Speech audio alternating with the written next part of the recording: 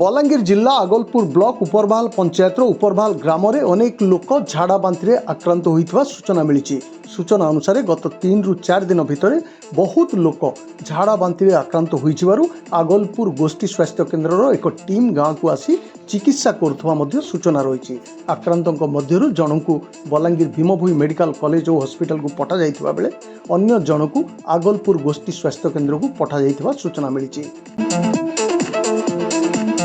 ग्रामवासी अभियोग होउछि गाँव में थिबा तली बंधरे माछ चाष करा जाउछि। बंधरे विभिन्न प्रकार माछ खाद्य सह किछि रासायनिक पदार्थ पका जाउछि। फल अनेक चाष होइथिबा बड़ माछ मरी जाई पानी रे भासी पची सढ़ी पानी रे मिलई जाउछन्ति।